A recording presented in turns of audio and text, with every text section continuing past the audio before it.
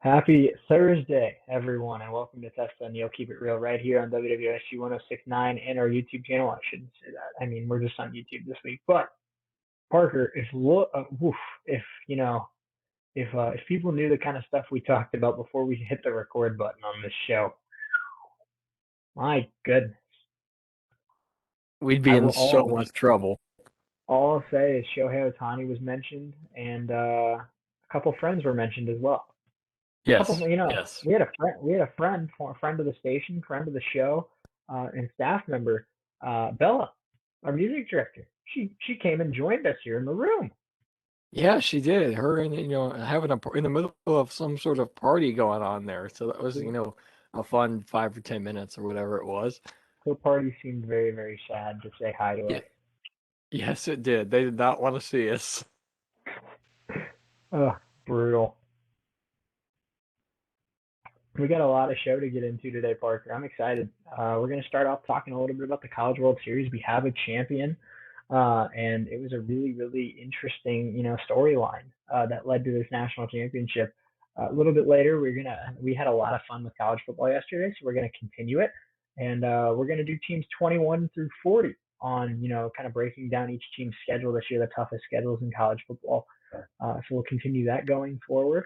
And then a little bit later as well, we have some baseball news. Joey Votto gets his 1,000th career RBI tonight, the fifth Red ever to do that, as well as a trade that went down earlier this week between the Marlins and the Blue Jays. We'll break that down, let you know who's moving and who we think won that deal. And then we'll end the show talking a little bit of NBA. Giannis suffered a pretty bad looking injury last night. We got the MRI results back today. It's not as bad as it initially appeared, but it still could impact the rest of the playoffs. So we'll talk about that. And hopefully by the time we get to NBA, Parker, this game is over. But as of right now, looks like the Phoenix Suns might be on the way to the NBA Finals. Yeah, it does. This is, they're up by 12 as we speak right now, right before the end of the third quarter. And guys like, Jay Crowder have played well. And, they needed a big game and they've certainly delivered tonight, so it's been certainly a lot of fun to watch. It sure has. So let's get right into it. We did an extended show yesterday, almost 2.5 hours. And so today's going to be a little bit shorter. It might be like an hour and a half, But like I said, we're not on air this week. We're just on YouTube. And so we're kind of balancing things out. Since we went a little over yesterday, we're going to go a little under today. But we'll be right back to doing tier lists and stuff like that tomorrow. So have no fear because that's not going anywhere. And I just keep thinking back on some of the stuff we just talked about like 10 minutes ago. I think it's best if we just move on. Probably. I, Yeah. I, I But tend to but agree. but but will we? Probably not. No, no, it'll probably come out eventually. Okay, so let's get into it. The College World Series, Parker. The college baseball season comes to an end. Mississippi State gets their first ever College World Series championship, their first ever championship across any sport. And two words stick out to me, Parker. I mean, they played great last night as well to get to this Game 3 winner take all. But two words really stick out to me for why this Mississippi State team won tonight. Will Bednar. He was absolutely sensational. Six no-hit innings on 3 days rest on the biggest stage. What a night. Yeah, yeah, insane. And this time of year, especially in college baseball, is all about big moments, and and there's a lot of them, and for the course of this College World Series and this entire NCAA tournament. But none bigger than Will Bednar. He played fantastically throughout the entire tournament. He played, really, really well, and you got to give a lot of credit to Bednar on why they won this championship. Like you said, the first ever national championship for Mississippi State in any sport. There's only three teams that had, or there were only three teams that had that, three Power Five teams that had that. Virginia Tech, Washington State, and before tonight, Mississippi State, and they end that drought. Yeah, they sure do. And I mean, Um, I texted you a little bit earlier today, Parker, and I mean, tonight was Rocker versus Bednar. It doesn't get any better than that. And it delivered. But I mean, credit to Mississippi State. They came out, they attacked Kumar Rocker early, who had a .61 ERA in his career in elimination games. And you know, in the final game that Kumar Rocker is ever going to pitch for Vanderbilt, it was not his finest hour, and it's because Mississippi State was aggressive. They were able to attack early. Will Bednar did his job. Vanderbilt didn't even get a hit until the eighth inning. So Mississippi State really asserted themselves in this game and in this series as you know the more aggressive team, and that paid off in the end. And great job by the bullpen to get the last you know 9 outs, and great job by the bats like they have all year um, coming up with clutch hits and big runs and big moments. So Mississippi State absolutely well deserving. Ever since the tournament started, they've looked like a team that could get to Omaha, and they get to Omaha, and they you know they're the last one standing. Yeah, they are, and yeah, and well deserving for Mississippi State. You know, they played their tails off all year long. And you know, and they do it for guys like Ron Polk. Ron Polk was their coach forever, it seemed like, and yeah, you know, and he was in attendance tonight at TD in Omaha. And it's great to see you know him get to see that. But you know, Will Bednar played fantastically tonight. In the 3 or 6 no hit innings, 3 walks, 4 strikeouts, and then Landon Sims comes in and closes the door. You know, 1 hit allowed, 1 walk on 4 strikeouts as well. So. You know, both those guys really, you know, shut down defense was the name of the game for Mississippi State tonight, and it, you know, it certainly paid off for them. That was a brutal voice crack, my guy. Oh, I know, and that's gonna come back to haunt me at some point, but you know, Yeah. I don't care. It's okay. We've all had those moments, no doubt about it. I mean, part of the risk you have put up of being on air, you know, every single day. Eventually, your voice is going to give out on you, and people are going to make fun of it. So, I know I've had my fair share of those moments as well. But yeah, no doubt about it. I think, in looking back on it, it's easy to say that it should have been NC State. And I think I was rooting for an NC State Mississippi State championship. I think that would have been really fun because it was two teams that weren't the top teams, but were playing really good baseball. And it's unfortunate that NC State kind of got robbed of that opportunity. I understand that you know that it's still the pandemic is still out there, and that it was important to make sure that that virus didn't spread after a couple positive cases in the Mississippi State locker room. But it just felt like the NCAA handled that situation really poorly. And no more, you know, the thing that stands out to me is they sent NC State home, broke their hearts because of that. And then a couple hours later, they have the nerve and the audacity to say that there were 22,000 people in attendance at the game that night. And so you won't let a team play with you know 3 or 4 positive cases, but you're letting 22,000 people stand you know hip to hip together, and you have no way of telling if they're actually vaccinated or not. So I think the NCAA didn't do the best job of handling that situation. NC State, I think, would have made it to the finals, but at the same time, I know a lot of people are giving Vanderbilt a hard time because of that. I'd ask for people to direct their frustration and direct their anger towards the NCAA because I don't think these Vanderbilt kids did anything wrong. They just took advantage of kind of a you know an unfortunate opportunity. Yeah, they did. And as unfortunate as that was for NC State baseball, and you know they played a heck of a tournament. They did, and a lot of people would say that they deserve to be in this spot, you know, in this game tonight. But you know, it's unfortunate the way things work out. You know, you still got to be safe, and you take all the necessary precautions still. So you know, it's unfortunate how it worked out for NC State baseball, but you know, this Mississippi State Vandy series in the for the finals did not disappoint. Yeah, no, it did not. Vanderbilt, I mean, obviously, NC State was rolling. They looked like the hottest team in the country at the time that they got knocked out by that positive case. But it's not like, you know, Vanderbilt was this team that didn't belong there. Vanderbilt has Rocker and Leiter, arguably the two best starters in the country. I say arguably because now you got to throw Will Bednar into that conversation as well. But this Vanderbilt team is talented across the board, pitching, hitting, outfielders, infielders. Um, they're one of the best teams in the country every year for a reason, and they were one of the best teams in the country again this year. So they absolutely deserved to be in Omaha, and they deserved to get as far as they did. But that just, again, going back to it, that speaks volumes to how well Mississippi State played, because that Vanderbilt team was more talented, but that Mississippi State team played better baseball, and that's why they won. Yeah, and at the end of the day, that's what it's about. Who's playing better ball? um, you can have a deep team, you can have all the talent in the world, but it comes down to who's playing better ball. And it was Mississippi State tonight and throughout this entire, the entire finals. I think I heard a stat on the broadcast tonight that said in the two games that Mississippi State won to secure the national championship, they outscored Vanderbilt 22-2, which you gotta do to a team like Vanderbilt to kind of whip them in the butt a little bit, kind of kick them when they're down, Mm-hmm. and that's what Mm-hmm. they did tonight. They shut them out 1-9-0, and they take the trophy back to Starkville.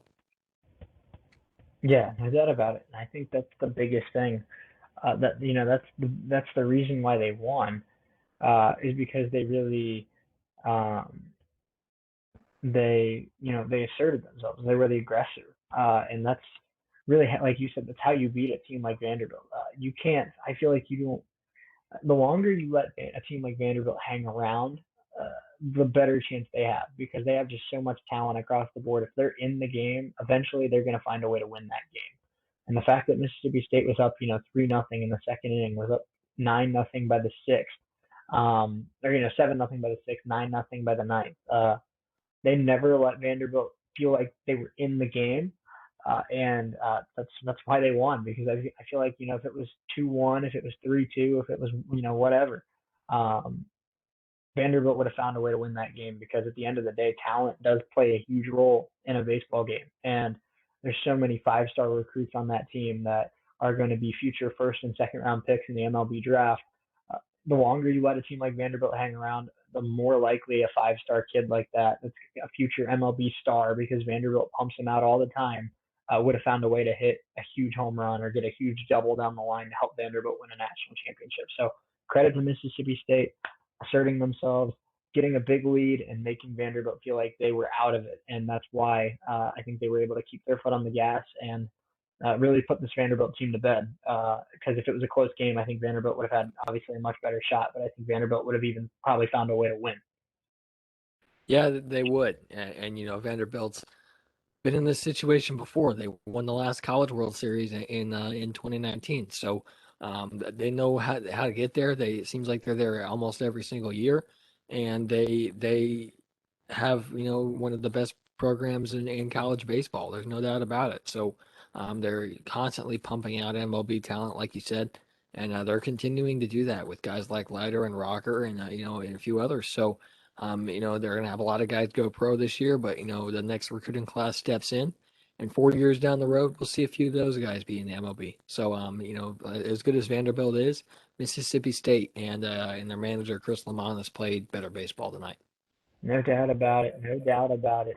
So, like we said, if you're just now joining us, Mississippi State wins the College World Series National Championship 9-0 tonight over Vanderbilt. And just to kind of wrap up where we started, this Mississippi State team was very, very good all around from start to finish in this tournament. Pitching was great, hitting was great, timely hits, clutch defense, clutch plays, not a lot of mistakes. Tanner Allen, one of the best players of the year. He was actually named Player of the Year by, I forget who it was, but he was named. He's a finalist for the Golden Spikes Award. He's been one of the best players in college baseball this year. And obviously, Will Bednar cemented himself as one of the best baseball players in the history of Mississippi State with his performances in this College World Series. So, congratulations to the Bulldogs. They deserve it. And if you're Will Bednar, man, I hope you're ready to get back on campus tonight, because I have a feeling he's going to have a nice group of people ready to welcome him back. Yeah, and seeing that crowd in Omaha was not even close to but the celebration is going to be in Starkville. All those people are going back home. There's people back in Starkville that are, going crazy already, I bet. So that party is going to go from Omaha and it's going to go all the way down the road back to Starkville. And it's going to continue in Starkville for days and days. I mean, they might not stop. They might not stop partying about this until football season starts next month. Yeah, yeah, they might not, and deservingly so. They had a heck of a team, and they bring home the first national championship, like we said, in school history. No doubt about it. So let's move on really quick before we get into college football, Parker. I want to talk a little bit about the MLB tonight because a big milestone, not just for one of my favorite players, but one of the best players of the last decade. Joey Votto hits a home run, and the Reds get it done and win. I'm sorry, the Reds don't get it done. The Reds suck. But Joey Votto gets it done, gets his 1,000th career RBI on a bomb tonight, becoming the fifth Reds player ever to do that, joining Johnny Bench. Pete Rose, George Foster, and Tony Perez as the four Reds players that have ever done it. So Joey Votto, obviously the greatest Reds player of this generation, and what a moment for him, and one of the greatest celebrations that you could ever have. Gets the curtain call, comes out, gets does the salute to the crowd, and then dabs because that's what Joey Votto does. But what a night for Votto, and even though the Reds are terrible and couldn't find a way to win again. The Reds. I just saw an interesting stat, Parker. I'll let you know in a minute. But um, the Reds suck, but Joey Votto's great, and congratulations to him on 1,000 career RBIs. Yeah, and it's a major milestone for Votto. He's been, in Cincinnati his entire career. And there's, if you play that long, you're going to hit some milestones like this. And, this is a big one.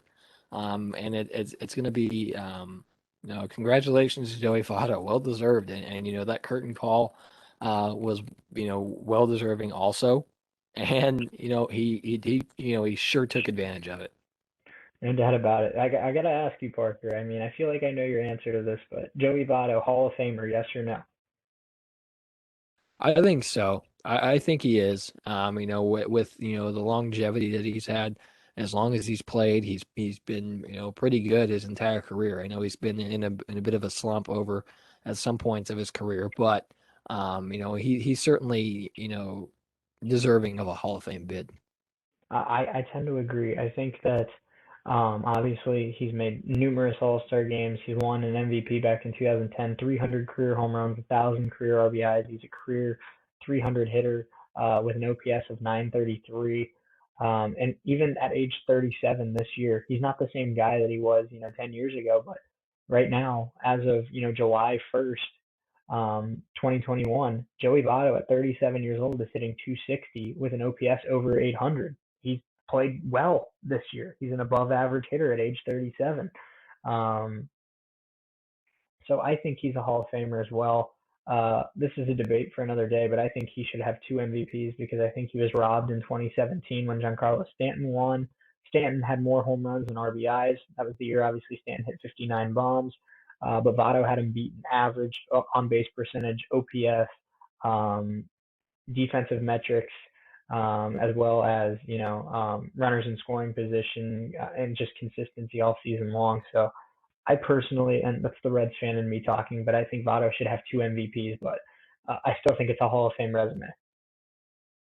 Yeah, it is. The stats that he's put up over his entire career, and it's not like he's gone in slumps for 3 and 4 years at a time. He has a year where he has down years, and all guys do. So it's pretty crazy for some people to say, oh, he's not Hall of Fame worthy because for some dumb reason he's never won a World Series. There are plenty of guys in the Hall of Fame that never won the series. So the stats that he's put up over his entire career, should be deserving of a Hall of Fame bid. A tradition as old as time itself, Parker. They just put the Mississippi State Bulldogs getting the final out with the Titanic song in the background of "My Heart Will Go On." Nothing better in sports than those championship videos with that going on in the background. So um, it's a tradition just unlike any other. So I'm glad to see they kept it going. Yeah, and one thing I loved about, the celebration was Chris Lamanna said in his post-game interview with, the ESPN crew that he said, he said, not an if, when we win the series, I'm gonna jump in that dog pile. And, he said the guys not didn't like it very much, but, the manager and the coaching staff is just as deserving to get in on that pile as anybody else in that org. Yeah, no doubt about it. No doubt about it. Totally deserving, like you said. But let's get back to this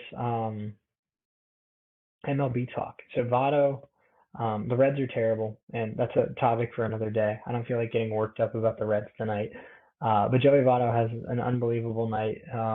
And like I said, he's hitting 260 with an 800, an 810 OPS in July, and he missed a month with a broken thumb. But he started off slow, Parker. Over the last 30 games, he's hitting 291 with an OPS of 850. So I mean, this is a guy that's 37 years old.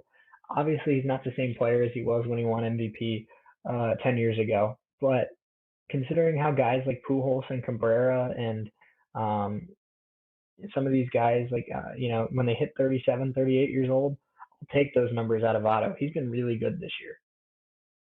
Yeah, he has, and like you said, there's some exceptions to this. Votto's one of them, and Nelson Cruz is one of them. Ichiro is one of them. There are guys that just continue to play and put up numbers even into their late 30s and early 40s some cases. So, and I don't see any sign from Votto that he's going to slow down anytime soon.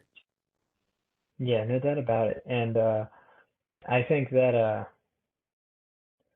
I think Joey Votto. I mean, Votto's always said he's going to play until the end of that contract, which expires in 2 years, and then he's going to call it quits. But I mean, if he gets to, he's going to be 39, I believe, when this contract expires. And if he's still putting up 280 with 15, 20 home runs and an OPS of 800, I mean, and the Reds are competing, maybe you give him another 1, 2 year deal. I don't see the issue in that because it's a it's a different situation than what we saw with Miguel Cabrera and Albert Pujols. One, Votto is not making as much money as those two were or are, but Pujols and Cabrera at this point in their careers were hitting 230 with OPSs of 720, 730. They were already below average players that were almost liabilities to their team. Votto has his moments. He's not as good in the field anymore, of course. He's not very fast. He never was very fast, and he doesn't have the same power that he had 10 years ago. But he finds ways to get on. He finds ways to hit the ball hard, and he finds ways to put up above average numbers. And as long as he's doing that, I mean, keep him in Cincinnati as long as he wants to stay. Yeah, yeah, and consistency is really tough to find in baseball, especially now, because guys struggle with hitting the ball. There are guys that struggle with pitch placement, velocity, whatever it may be. But Votto's been just as consistent, if not more than anybody in baseball, over the last 3, 4, 5 years. No doubt about it.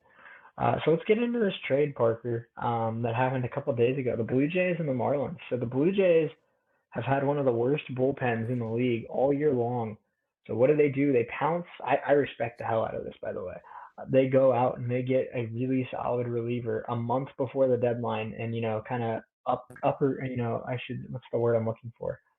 Kind of upper. I don't want to say uppercut. I don't think it's the word, but they kind of jump in front of a lot of these other teams. Bullpen arms are always such a hot commodity at the deadline. So I respect a team like the Blue Jays going out and getting a guy a month beforehand. Like the Blue Jays are in a really tough division with the Rays, Red Sox, and Yankees. If you want to compete for a playoff spot, go get the guys you want in June. Why wait until July? So I respect this, but they get Adam Simber from the Miami Marlins as well as Corey Dickerson in exchange for Joe Panic and a minor league pitcher. Your initial thoughts on this, Parker? Corey Dickerson has a foot injury. He's supposed to be back in about a month, but obviously the Blue Jays have Teoscar Hernandez, they have Randall Grichuk, they have George Springer, so their outfield's pretty good. But adding in Corey Dickerson as a lefty bat, whether it's off the bench, whether it's at DH, whether it's giving guys like Gurriel or Grichuk or Hernandez a day off, it's good depth. It's great depth. It's a great, you know, fourth, fifth outfielder, whatever he ends up being. But Adam Simber, great piece for this Blue Jays pen that struggled all year with injuries and inconsistency. He's not going to blow you away, but he has a 2.5 ERA and a really funky submarine arm slot. I think this is a great trade for Toronto. Yeah, it is. And they ship off Joe Panic, who's he's a solid infielder for everywhere he's been. He was in San Francisco for a while, but the Blue Jays get back Adam Simber, who's a quality reliever in baseball, and they get Corey Dickerson, who adds to an already loaded outfield in Toronto. So, personally, I think Toronto won this trade. I do too, and I mean, obviously, we won't know about that minor league pitcher. I got to pull up what the name of that minor league pitcher was, but the prospect side of it, is always tough to determine. But it's at this point in time, I think this was a great move for the Blue Jays, where they give up the minor league prospect in this deal is Andrew McInvale, a minor league reliever. But like I said, McInvale has a 2.55 ERA, which is really good, but he's in single A and double A. This Blue Jays team has a window of opportunity to compete right now, and the fact that you only gave up a bench bat in Panic and a guy who's pitching in single A, and you get two guys that can help your major league team for it. Corey Dickerson, like I said, he's probably a more consistent hitter than Rowdy Tellez. I think we could see a lot of either Dickerson at DH or Dickerson in the outfield, and they move Teoscar Hernandez to DH. But I think this is a great move to not only add a really good bat that can either pinch hit or be the DH or play the outfield, but also, like we said, adding a reliever that is solid and also offers a really, really funky delivery where he's, scraping the ground, scraping his knuckles on the ground, that submarine style. That's not something that a lot of pitchers show in Major League Baseball anymore. So I think going up against, the Red Sox, the Yankees, and the Rays as the season goes on, we're going to see Simber and Dickerson have a lot of big moments for the Blue Jays. So I agree with you. I think we won't know about McInvale for a while, and Panic is obviously a solid player, like you said. But to trade a bench player and a low-level prospect for two major league caliber players, I think is a win. Yeah, it is. And like you said, the prospect game is a risky business. What you're taking. Uh, it depends on the gamble, and the Marlins gambled big here with this guy. So they send Simber and Dickerson to Toronto, and they get Joe Panic back, which is, it'll give them help. But the prospect is one that's tough. So, you never know how these guys are going to pan out. 3-4 years down the road, this may look really good for the Marlins. So you just don't know. Yeah, you don't. And I mean, I get why this trade was made. I believe I have to double check this, but I believe both Simber and Dickerson are free agents at the end of the year. I know Dickerson is. I think Simber is as well. So these are two guys on expiring deals. Panic, I think Panic is also a free agent at the end of the year, but the Marlins are obviously kind of exiting a rebuild. They have very talented young players in Jazz Chisholm, in Brian Anderson, and Victor Mesa. Victor Mesa. Trevor Rogers at pitcher, and one of their top young guys right now is Jesus Sanchez, a very talented outfielder. And now that they've gotten rid of Dickerson, Sanchez gets a chance to play outfield every single day for the Marlins. So they bring in Panic, who can be a helpful utility guy for the end of the season while the Marlins kind of wait on a few other guys. But this trade was made really um, not only to acquire the prospect McInvale, but also to give Jesus Sanchez a chance to play every day because this is a guy they're very high on, and they think that he can do a lot of great things for this team. And hey, if he doesn't, the next guy up might be Wright State's own Peyton Burdick. Yeah, it's possible. And if Panic doesn't pan out in Miami, we could see Birdie getting the call here. So, and unbelievable things that he's done for Pensacola, He's been so this good. year. And he's like you said, he's so good. And it may be sooner than we think that we'll see Peyton Burdick, hitting dingers for the Marlins. No doubt about it. And like I said, Parker, I thought when even back at his days at Wright State, I always thought Burdick was kind of more of um, a kind of a raw work in progress type of player. He was a guy that struck out a lot. He was a great athlete, but a guy that had a lot of holes in his game, a lot of inconsistencies. And then he came back his junior year and just was a 5 tool player that wreaked havoc on the Horizon League. Hit, I believe, 361 Horizon League Player of the Year. Was a third round pick to the Marlins, and had a great year his first year. I accidentally paused the recording there. I didn't mean to do that, but had a great year his first year. But really this year, like I said, his average still could be improved. 211 on the season, but a 350 on base percentage and an 840 OPS. He's hitting the ball hard. He has already 12 home runs, 33 walks drawn. He's still swinging and missing a little bit too much. Um, for I'm sure what the Marlins are looking for. But so far in his year and a half in the minor leagues, he's hitting 270 with a 380 on base percentage and a 900 OPS. That has to get the Marlins very, very excited because this is a guy that was a third round pick. He's not supposed to be one of their top guys, but he's played like a top prospect, no doubt about it. Yeah, he has. And the Marlins, the Marlins are interesting to me because it seems like last year they made the playoffs and they beat the Cubs. But they seem to have they're playing this every other year thing to where they have a good year one year and then the next year they're having a down year, which is an interesting pattern that they're putting out here. And the Marlins are I try to root for them, but it's hard to root for a team that struggles every other year. And I know that's you know kind of weird to say, but and I feel bad for teams of or fans of teams like Detroit or Pittsburgh because they never have an on year, never. Mm-hmm. So this trade's going to be interesting to see how it works out for both teams. The more immediate impact is going to be in Toronto with Dickerson as as a fourth outfielder or an every couple of day guy. And Simber, like he said, that funky release that he has. So, and it's going to throw guys off. Joe Panic will make a pretty solid impact for Miami early, but this prospect, nobody knows. They don't. Nobody does know. You're absolutely right. And so let's get into this, Parker. I mean, we started talking about this yesterday. I'm very, very excited to kind of end the show with it today. But since this game's over, we can talk about the NBA. The Phoenix Suns are going to the NBA Finals, Parker. They're up 130 to 102 with 30 seconds to go. Chris Paul has his one of the best games of his career. 41 points, 8 assists, 3 steals, 67% from the field, 88% from three, and he's going to his first ever NBA Finals. I know not everyone watching. There's not a lot of NBA fans left watching that are Phoenix Suns fans, but I know a wide majority of NBA fans are very, very happy for Chris Paul because he finally gets to go to an NBA Finals, which is well deserved for one of the greatest point guards in the history of basketball. Yeah, it is, and I'm one of those people. I was pulling for the Suns because I love Monty Williams, and just I'm really excited for Chris Paul. He's been in the NBA seemingly forever. There's arguments about whether he's one of the best of all time, and if he wins this finals, it could possibly propel him into the top five point guards all time. If he's not there already. So, really excited for Chris Paul. Really happy for him. I'm excited to see what they do in these finals.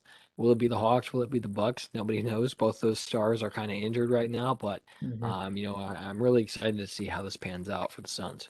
Absolutely. And like we mentioned, it's a fun Suns team, man. You have not only Chris Paul, but you have Devin Booker, the young stud star scorer. You have DeAndre Ayton, the paint presence. That's really how much. I mean, DeAndre Ayton was good in the regular season. DeAndre Ayton's been a top 5 center in the NBA in the playoffs. He's been unreal. A couple nights ago, 19 points, 22 rebounds, 5 blocks. Are you kidding me? That's video game numbers, Parker. And then you also have really good depth. Mikal Bridges, Jay Crowder, Cam Payne, Cameron Johnson, as well as Dario Saric, as well as guys like Torrey Craig. I mean, it's a really good team. They're in the NBA Finals for a reason, and this is a team that definitely has the talent to win it all. Yeah, they do. And like you said, Ayton played fantastically tonight, and it's something that I was listening to Stephen A. Smith talk about today. He took more shots than he did in previous games. I think in game five he played like 36 minutes and shot nine times. That's Hmm. not ideal. And this is something that needed to be worked on. And he also said that DeMarcus Cousins played 11 minutes and shot 12 times. And it's going to be sound very cliched right now, but you missed 100% of the shots you don't take. The more shots you take, the more likely you have them to go in, and the more they go in, the better your shooting percentage is. It's just math. So, um, like you said, very big games from guys like Ayton and Crowder tonight, but really happy for Chris Paul. Yeah, no doubt about it. It's a really really exciting time for I mean just the NBA fans. 130. By the way, 130-103 ends up being the final score in Game Six. But the Suns are on their way to the NBA Finals. It's before. I mean, the Suns team deserves a lot of credit. The Suns team deserves a lot of hype. And I mean, I'm not done talking about the Suns tonight, but before we kind of overlook it, I do want to talk about two things that I think a lot of people haven't paid enough attention to in this postseason.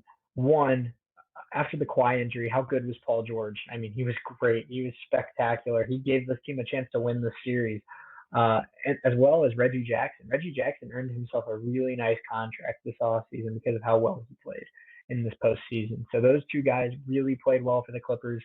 And like we mentioned a couple days ago, Parker, a guy that I was really not very high on, a guy that I thought was a very overrated, not very talented head coach. Tyronn Lue coached his butt off in this postseason, and he deserves a lot of credit for getting the Clippers that close to the finals. Yeah, he does. And we thought that they would have a pretty big hole with the absence of Kawhi Leonard, and it turns out they do. But Paul George put this Clippers team on his back, as well as guys like Reggie Jackson and Terrence Mann as well. So a lot of these guys needed to step up, and that they did. So. But a heck of a game. I'm not done talking about the Suns because Chris Paul put up 41 points tonight, and it was spectacular. But um, that they had guys step up for the Clippers: Marcus Morris, Reggie Jackson, Pat Beverly. And speaking of Pat Beverly, I just want to say how unnecessary anything. He got ejected tonight for shoving Chris Paul in the back, and there's no place for that in any sport. And Mm-hmm. it seems like he did it for no reason. Maybe Chris Paul said something we don't know, but and it's not like it was a light tap. He got his money's worth. He did for sure. Yeah, he did, and I mean, I think Patrick Beverley's kind of carved himself a career in the NBA on being an instigator. So I mean, that's just kind of what he does. But like we said, the Phoenix Suns are going to the NBA Finals in after beating the Clippers in 6 games. The Suns hadn't even made it to the playoffs for 11 years until this year, Parker, and now they're going to the NBA Finals just 2 years after going 19 and 63. Chris Paul is heading to his first ever NBA Finals. He earned it, like we said tonight, 41 points, 8 assists. Unbelievable night for Chris Paul. One of the best nights of his career. He's had better stat lines, and he's probably had better games. But with everything that was on the line tonight, going to his first ever NBA Finals, this might have been the best game in the career of Chris Paul. Yeah, it's possible. And he had to have a fantastic game, and that he did. As good as game, as good of a game as guys like Booker, Crowder, and Ayton had. Chris Paul just took over. He did. And a lot of it was in the second half. He had 10 points at halftime, put up 31 in the second half. And just he closed the door on the Clippers season. And as good as of a year as the Clippers had, making their first conference finals appearance ever, the Suns were just too much for him. Hmm. Yeah, no doubt about it. And like we said, Phoenix Devin Booker is a conference champion. I mean, how many years, were the Suns just one of the worst teams in the league, and we not many people even talked about Devin Booker, even though he's putting All Star, almost borderline MVP type numbers, and it's like, oh well, it doesn't matter. His team sucks, and he gets one player that can facilitate the offense like Chris Paul, and all of a sudden it's all the difference in the world. And now we're talking about Devin Booker as one of the best players in the league under the age of 25, and he's going to the NBA Finals, and he's a Western Conference champion. And now Devin Booker, after being on one of the worst teams in the league for 5 years is you look at Devin Booker and you think winner, you think future MVP, you think All Star. Now you might be thinking NBA champion, and so I mean a lot has changed. Devin Booker now heading to the finals, and then like I said, Monty Williams. I mean, a couple of years ago, Monty Williams was out of the league dealing with the loss of just a heartbreaking loss after his last stop in New Orleans.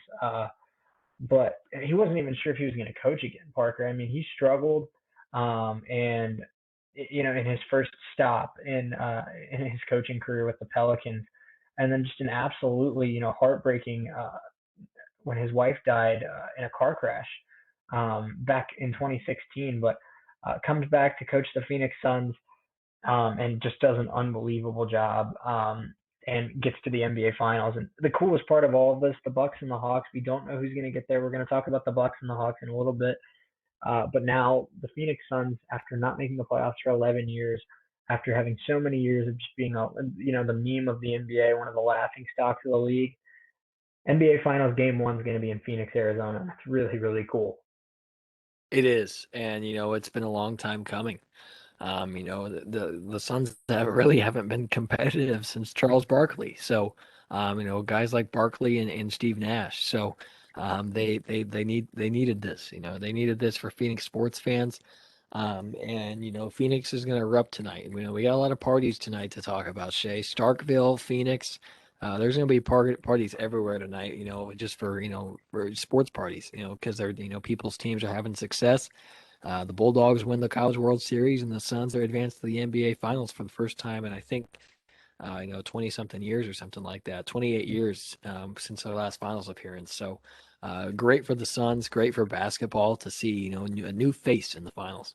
No doubt about it. And when's the party train coming to Fairborn, Ohio? Right? I mean, Right. all these parties going on with all these championships, and so I'm gonna need the Wright State Raider volleyball team, or the Wright State Raider soccer team, or the Wright State Raider basketball team. Somebody's got to get on that and win a championship so we can have some parties in Fairborn. I'm just saying.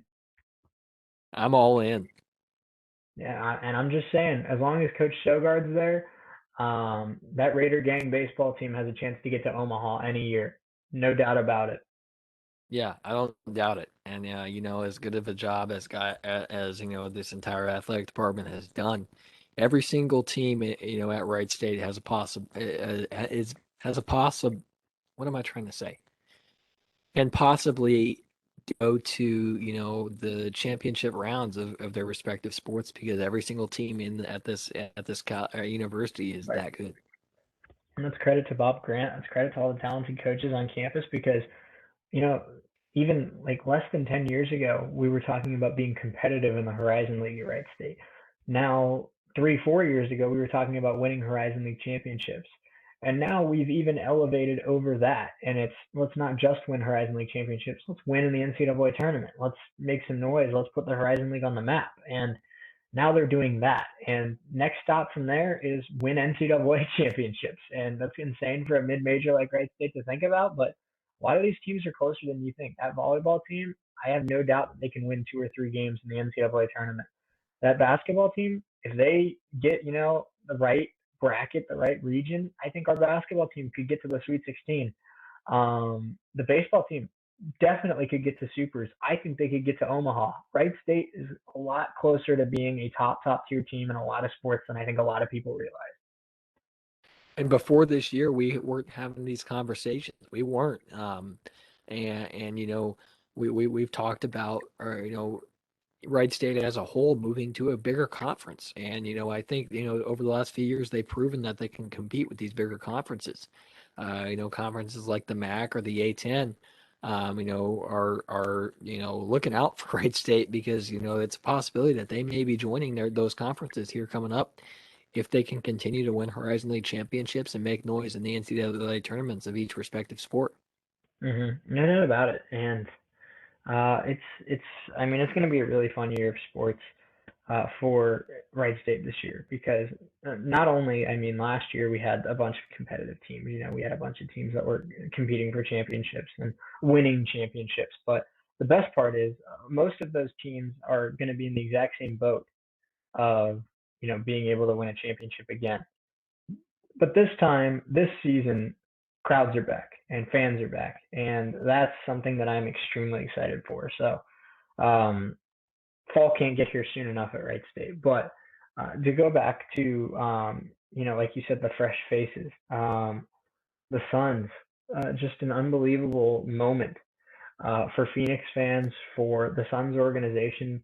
But the two people that really stand out for me, um, that really just earned this opportunity more than almost anyone. Chris Paul, he's put the work in for years and years. He's been one of the most talented, one of the most skilled point guards in the history of basketball, and he finally gets a chance to play for a ring. And Monty Williams, man, Monty Williams has been to hell and back with personal life tragedies, with his coaching career struggling, finally finding a spot that works for him in Phoenix after almost walking away from the game of basketball completely. He grew with this team. He grew with these guys. And Chris Paul and Monty Williams, I could not be happier for those two. That the Suns team as a whole, fun to root for. But Chris Paul and Monty Williams, nobody deserves to go to the finals more than those two. Yeah, nobody. And like you said, Chris Paul's worked his entire basketball career.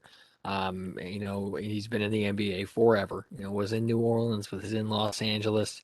And now was in Phoenix, and he's had tremendous success in Phoenix. Put up 41 tonight, and to clinch a finals berth for the Phoenix Suns, something we haven't seen in a long time. So, like you said, Chris Paul very deserving, as well as Monty Williams. Like you said, horrible tragedy to happen to anybody. But to walk, almost to walk away completely from the game that that you love, due to some personal tragedies, and he had a legitimate gripe, and if it was me, I probably wouldn't come back from something like that. So, all the credit in the world to Monty Williams. He comes back and, like you said, finds a spot that works for him. And advances to the NBA, the first NBA Finals in Phoenix in nearly 30 years. No doubt about it. And so I'm glad we got to talk about that. The Suns beat the Clippers in Game 6 on their way to the NBA Finals. And it will be Game 1 in Phoenix next week as they await the winner of Bucks and Hawks. Parker, we talked a little bit. Trae Young, a bone bruise in his left foot. He missed Game 4. He's questionable for Game 5. But now we have something even more, interesting to talk about that makes this series even more kind of up in the air. Giannis Antetokounmpo suffered a really bad-looking knee injury last night. The good news is that they went through the MRIs, no torn ligaments. His knee, the structure of his knee is fine. They're just calling it a hyperextension. But at the same time, they don't know when Giannis is going to be able to play again. Uh, we don't know if he, sprained his ACL. We don't know if there's any, small tears in there. We don't know. Hyperextended knee a lot of times leads to small tears. But if I was I'm not a doctor, but if I had to guess, I'd assume Giannis is going to be out for the rest of the Eastern Conference Finals and is probably trying to get back to the NBA Finals if the Bucks can get there. But Hawks Bucks just turned into kind of a battle of the role players. So this one is really anybody's series at this point. Yeah, it is. And with this, both these teams are very deep. And the deeper team in game 4 was the Atlanta Hawks. Guys like Kevin Herter stepped up, Lou Williams, Clint Capella, Bogdan Bogdanovic, as well as Reddish and Gallinari. So, a very team-oriented effort here from the Atlanta Hawks. They won this game by 22. So, they handled the Bucks after. Giannis went down. Of course, without Trae Young, and if Giannis can't go and Trae Young can, uh, watch out. Yeah, absolutely. If Trey Young's able to come back and Giannis is out with that knee injury, I mean, I think the Hawks kind of run away with it. But I haven't. I don't think there's any way that Giannis plays in Game 6 or Game 5. I don't see him coming back for Game 6. But if this series goes 7, and it's extremely possible, and I'd even say likely that it does, um, I wouldn't count it out yet.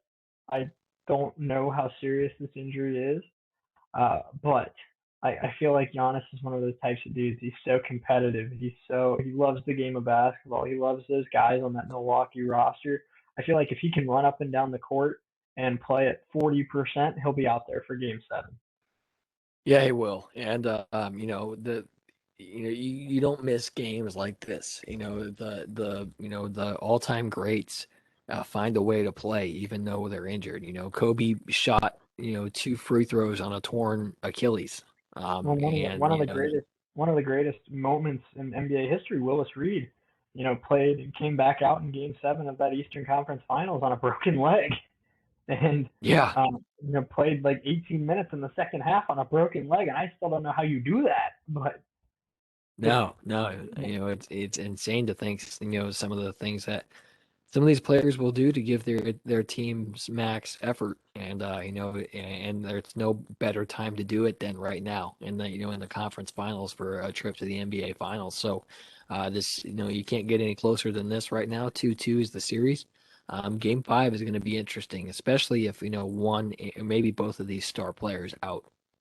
Yeah, no doubt about it. And the winner of Game 5 in a 2-2 series, wins the series 81% of the time. So this is an absolutely enormous game, especially because we don't think Giannis is going to play, and especially because we don't know if Trey is going to play. But this series, obviously the Suns, we just talked about the Suns, very, very good team, a team that has the talent to win the championship, a team that deserves to be in the NBA Finals. But this is the first time in a long time that the NBA championship is completely up for grabs. There's no Golden State Warriors with Kevin Durant and Steph Curry. There's no LeBron James and Anthony Davis. There's no Super Spurs team with Greg Popovich. The three teams that are left in this thing, all three of them, I feel like have equal chances of winning it all. And this is the most up in the air the NBA has ever been in, at least a decade. I feel like probably since the 2011 Mavericks.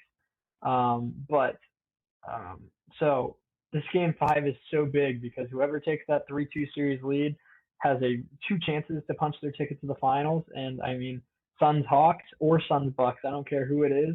I think it's a coin flip on who comes away with the championship. Yeah, it is. If we had a three-sided coin, I'm flipping that thing right now to tell us, who is the best shot. But you can't do that because all these teams have equal shots. So, especially with the absences of Young and Giannis, it's extremely up in the air. Mm-hmm. If Giannis was playing and Trey wasn't, the Bucks would have a better shot than the Hawks. But if Trey plays and Giannis doesn't, the Hawks have a real shot to make the finals. And as good as the Suns look tonight, I'm sure I'm certain that either of these teams don't want to face the Phoenix Suns right now. Yeah, I agree. I think the Suns. I mean, I think the at full strength, I think you could argue that maybe the Bucks are the most talented team out of the three that are left. But with Giannis hurt, even if he does play, he's not 100%. So the way that the injuries have shaped up as of now, as well as the way the teams are playing right now, I think the Suns are the team to beat. They are, and especially after the performance they put up tonight, they put up 130 points. So, and they handled this Clippers team, and they go into these finals with all the momentum, and like you said, Game 1 in Phoenix. Yeah, no doubt about it. It's going to be really fun. I'm going to be glued to my TV for that one, no doubt about it. And so like I said, we're going to have a little bit of a shorter show today, probably closer to an hour and a half than 2 hours today. But we had a lot of fun talking college football for the first time this summer yesterday, talking about some of the tougher schedules in um, excuse me, college football this season. I don't know why I couldn't come up with that, but we did 1 through 20 yesterday. We're going to do 21 through 40 today. Keep that going. And Parker, tomorrow, since we're going to be back for Friday, we're not only going to have tier lists back, but tomorrow, since it's going to be Game 5, we're also going to give our predictions on who we think wins that series between the Hawks and the Bucks. It might be difficult because I have a feeling that Giannis and Trey Young will both be game time decisions. But we're going to try and do our best educated guess because when we come back on Monday, it's very possible that we're talking about Suns whoever in the NBA Finals. Yeah, yeah, it is. So, I'm excited for this. Like you said, this has been the most intriguing NBA playoffs in at least a decade. Like you said, no super team this year, no Brooklyn Nets, no Golden State Warriors, no Kyrie and LeBron, no AD and LeBron. There's not that set in stone team that's just steamrolling everybody. All these teams are very evenly matched.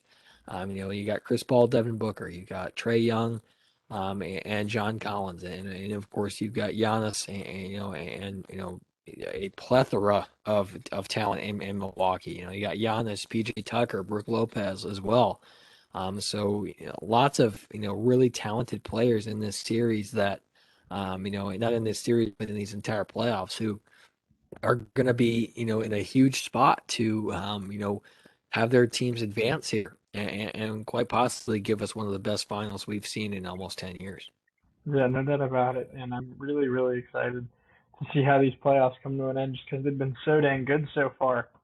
Um, but yeah, let's get to college football to end the show today.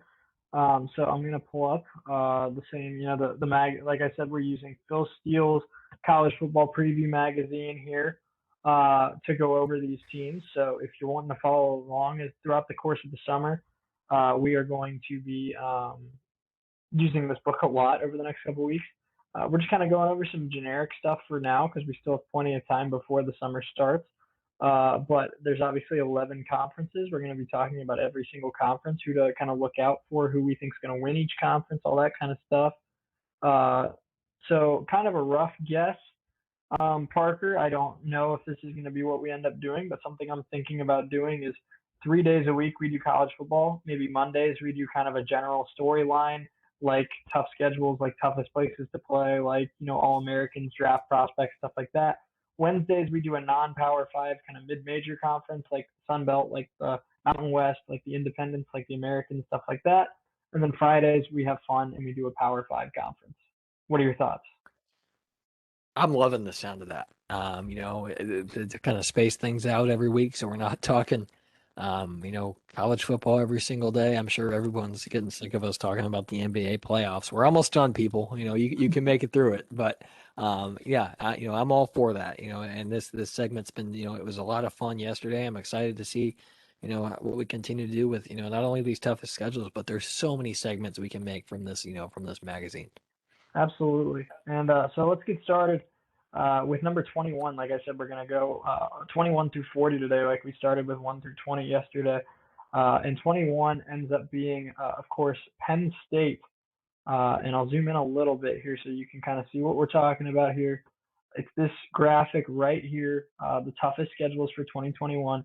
So Penn State comes in at number 21. They'll be the first team that we talk about today, Parker. We talked about a lot of Big Ten teams yesterday. Obviously, the Big Ten's a very tough conference with a lot of tough road games. Penn State has to start the year on the road against Wisconsin. Then they also take on Auburn in Happy Valley, and then Indiana at home, Iowa on the road, Ohio State on the road, Michigan at home, and Michigan State on the road. So it's your typical tough Big Ten schedule with Wisconsin, Ohio State, and Michigan State on the road, but you also have that non-conference game against Auburn. Credit to James Franklin because this is going to get his guys tested for Big Ten play. Yeah, and Penn State's a program that we have seen have some, some pretty solid success, over the last few years. We've seen them in the Big Ten championship game here recently, and deservingly so. They've had some, a lot of really good players come out of Penn State. Saquon Barkley, just to name one of them. So, a lot of guys, especially Big Ten football is so tough. And James Franklin's, put together.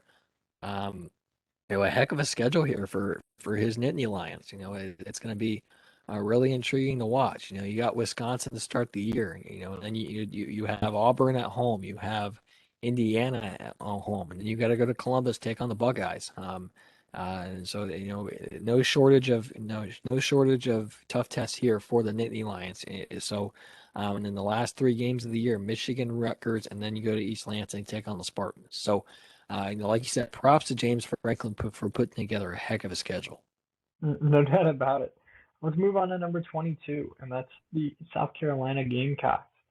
The South Carolina Gamecocks, Parker. I mean, they have a gauntlet, every single year because not only do they play in the SEC East, so every single year they go up against Florida, they go up against Georgia, they go up against Texas A&M, but they're also arch rivals with Clemson. They also get to play Clemson every single year in rivalry week, and the same thing goes for this year. They take on Georgia on the road, Tennessee on the road, Texas A&M at Kyle Field on the road. Lucky for them, they don't have to go to Gainesville. Florida comes to South Carolina this year, as does Auburn, but then they also have to host Clemson to end the year. So Clemson at home, Florida at home, A&M, and Georgia on the road. Uh, South Carolina is no stranger to a tough schedule, but it does not get any easier in 2021. Not at all. They like you said, they play a tough schedule every single year. They have, like you said, Georgia, Kentucky, as well as Tennessee, Vanderbilt, A&M. They host the Gators in Columbia, but then the last two games of the year, luckily hosting, they get Auburn and the Clemson Tigers. So, this is one of the tougher ones I've seen for sure. One of my favorite schedules to break down every single year is the Notre Dame Fighting Irish, who come in at number 23 on this list, and it's because it's just so different every single year. And I'm excited to go over this one. They take on Florida State to start the season. Florida State, not the same team they were, 8, 9 years ago, but it's still a big program. They get a little bit of a break, take on Toledo, but then Purdue at Wisconsin and Camp Randall. They host the Cincinnati Bearcats team, Parker. I'm excited to talk about the American Conference here in a couple weeks because I'm a big fan of the Cincinnati Bearcats. They were a top 10 team a season ago. I think they finished the year at number 8. And now that the playoffs expanding to 12 teams here coming up in the near future, I think the Bearcats are one of the best non-Power 5 teams in the country. So that'll be a big game for Notre Dame. And I think it's a game that the Bearcats have a better chance of winning than I think a lot of people think. Virginia Tech on the road, USC at home, North Carolina in South Bend as well, Navy, Virginia, Georgia Tech, and Stanford. So they don't have their game against Georgia like they did the last couple of years. They don't have a game against um, Alabama or Clemson or something like that. But you still have to go up against Wisconsin, Florida State, Purdue, Cincinnati, USC, North Carolina, and Sam Howell and Stanford. I mean, it's tough because it's a lot of traveling, and it's tough because it's a lot of different conferences that play a lot of different styles of football. But that's nothing that Notre Dame's not used to. No, not at all. And like you said, the Fighting Irish, their schedule is one that I'm always looking forward to coming out because, like, they're an independent. They make their own schedule. They don't have a conference that they play in, so their schedule is just, it's gonna be, the most random of schedules you ever see. So you have Big Ten, you have ACC, you have some mid-major tests with Toledo and Cincinnati. You have Big Ten. You have Pac-12 with USC, and then you go play Navy. Or actually, and then you host Navy. And then you go out west again at the end of the year, and you go play the Stanford Cardinals, who we talked about yesterday, as they have the eighth toughest schedule in all of college football. So Brian Kelly's put together a heck of a lineup here for the Fighting Irish. He sure has. And so now we move on to number 24, which is the USC Trojans, a team that was on Notre Dame's schedule. They play in the Pac-12, obviously. They start the year with San Jose State. They take on Stanford, Washington State on the road, Colorado on the road, Utah at home, Notre Dame on the road, and then home against Arizona at Arizona State, home against UCLA, and home against BYU. So quite a few home games this year for the Trojans. They are actually lucky and get to play one, two, three, four, five, six, 7 home games this season. But home games against Utah, Stanford, as well as UCLA and BYU are no easy test. And then you also have to hit the road and take on Notre Dame. So USC, another team like we've talked about today, had 3 teams in a row really in Penn State, 4 teams, really all 4 teams we've talked about today. Penn State, South Carolina, Notre Dame, and USC. They have tough schedules every single year. This is not new to them. This is not a surprise to them. But USC is one of those teams that is always going to have a tough slate of games because they play in the Pac-12 and they also go up against teams like Notre Dame, Oregon. Sometimes they go up against a team like an Alabama or an LSU in a non-conference game. So the Trojans definitely, I'm excited to see what they're able to accomplish this year because I think they have one of the best quarterbacks in the country in JT Daniel. Yeah, they do. And they put together, a heck of a schedule here. Stanford, Washington State, who's always good every year, as well as Utah. They got to go to Notre Dame, and then they travel to Tempe, take on Herm Edwards and the Sun Devils, and then they host UCLA and BYU to end the year. So, a heck of a schedule also for USC. Like you said, nothing new for any of these teams. Um, every team in this top 25 and even below them, they have tough schedules every single year. So no surprise here for the Trojans. No doubt about it. Let's move on to number 25, and that is the Mississippi State Bulldogs. The defending, or I should say, not defending, because it just happened, but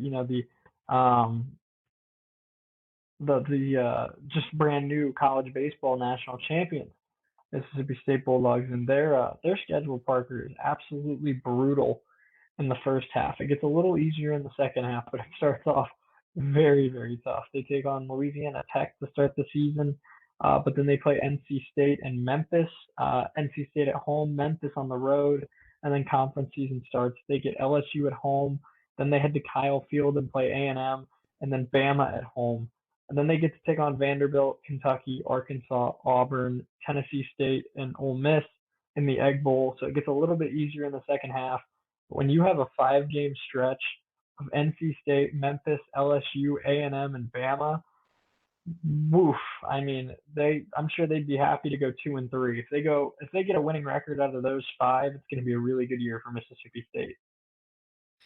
Yeah, it is. And I'm really excited to see what Mississippi State does. They're gonna be a lot of trash talk in Starkville between football and baseball because the baseball teams are gonna come home and say, we just won a national championship. What can you do? And so that's gonna be a lot of pressure on Mississippi State football. So this schedule is not an easy one for the Bulldogs. It's not. So like you have um, well, you got A&M, and at Kyle Field in College Station. You got to go. You host LSU in Starkville, host Alabama, as well. You host Kentucky. You got to travel to Fayetteville, take on Arkansas, who is the toughest schedule in all of college football. And then you got Auburn, Ole Miss, within 3 weeks to end the year. So this Mississippi State football schedule is not easy, and like you said, they'll be lucky to get 2 wins out of those Big Five. Yes, they will. Number 26, the Wisconsin Badgers, as we head back to the Big Ten. The Badgers are kind of like the LSU of the Big Ten here, Parker. They have a lot of big games, but they're lucky where a lot of their big games are in Camp Randall. They start the year at home against Penn State. They take on Notre Dame at home. They take on Michigan at home. They take on Army at home, Iowa at home, and Northwestern at home. Their toughest road games of the year: Minnesota, Purdue, and Illinois, as well as Rutgers. So, I mean, of course, it's not fun having Nebraska, Northwestern, Iowa, Army, Michigan, Notre Dame, Penn State all on your schedule. But the fact that almost every one of their big games is going to be in Camp Randall, that's a big win for the Badgers because Camp Randall is I'm an Ohio State fan, but Camp Randall is one of my least favorite places to travel to because it's a very hard place to win a game on the road. Yeah, it is, and the with the emergence of Graham Mertz, Graham Mertz, I think is his name. The quarterback there in Madison. He played really good football last year. He did, and they host the Nittany Lions at home to start the year. And then they gotta go to Soldier Field in Chicago, play the Fighting Irish. You host Michigan. You host Army at Camp Randall as well. Then you go to West Lafayette, take on the Boilers. And then you end the year with Northwestern, Nebraska, and Minnesota. Back to back to back. So tough schedule for Paul Chryst and the Badgers, but I'm looking forward to seeing what they do. Yeah, I am too. Michigan State, we stay in the Big Ten here with number 27. And the Michigan State Spartans, I mean, this is one of the tougher ones I think we've talked about so far, Parker, because it's spread out. You have tough games at the beginning, tough games in the middle, and tough games at the end. They start the year on the road against Northwestern. Evanston's such a tough place to play. And that Northwestern team is really, really good under Pat Fitzgerald. They always play fundamental football. They don't make a lot of mistakes. And this Michigan State team's not as good as they were a couple years ago. So that'll be a tough game. They also take on Miami, Florida on the road. Nebraska at home. You get to the middle of the season, though, they take on Indiana on the road, Michigan at home, Purdue on the road, and then at the end of the season, they end the year with Ohio State in Columbus and Penn State in East Lansing. So this one's tough, Parker. They get Northwestern and Miami at the beginning, Indiana and Michigan in the middle, and Ohio State and Penn State at the end. They really don't get a break this year up at Michigan State. Not at all. And Michigan State always, they always bring a heck of a team. They do. Mel Tucker, has done a fantastic job there in East Lansing. He hasn't, Michigan State hasn't had the success in recent years that they saw with Mark D'Antonio, but things are looking up for the Spartans. They travel to Northwestern, take on the Wildcats, and then they host Youngstown State, Horizon League school there for you, and then they got to travel down to Miami, take on the Hurricanes, and lots of tough road games for Spartans this year. They got to travel to Memorial Stadium in Bloomington, take on the Hoosiers. They got to travel to West Lafayette, take on Purdue, and then they to one of the second to last game of the year at Columbus at the Buckeyes. So really tough schedule for Mel Tucker and the Spartans, but I'm looking forward to seeing what they come out and do. Yeah, me too. Texas Tech, as we go back to the Big 12, they sit at number 28 on this list.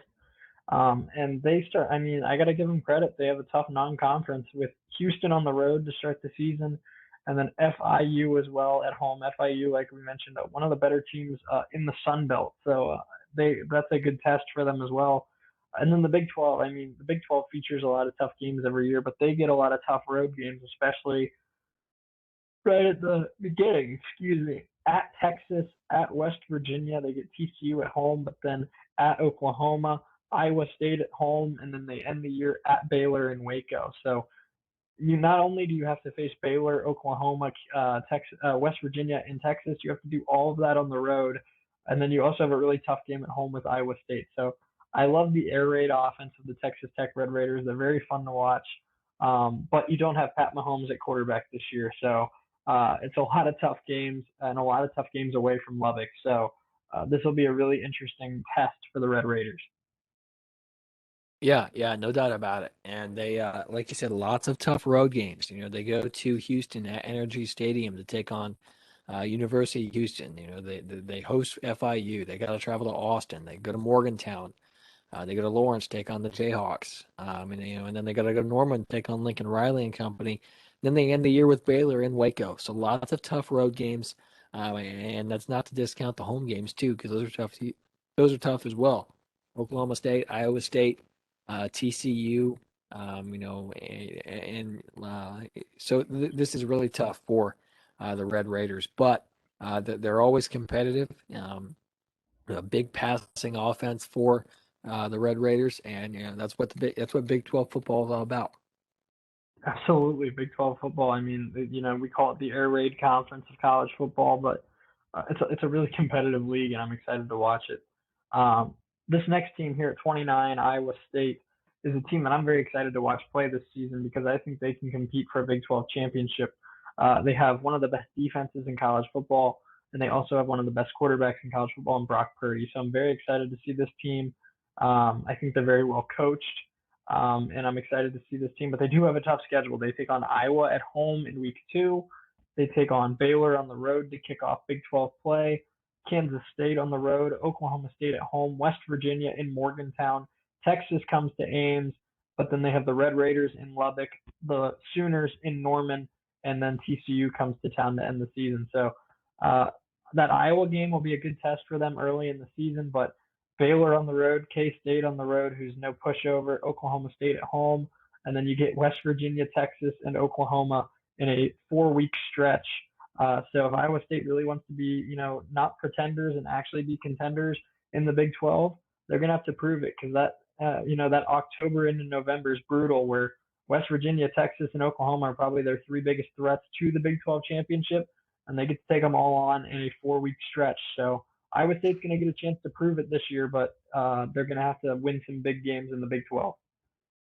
Yeah, and the final stretch of the year is insanely tough. Uh, they got Oklahoma State in Ames. They got to go to Morgantown, take on the Mountaineers. Host Texas, travel to Lubbock, travel to Norman, and then you host TCU.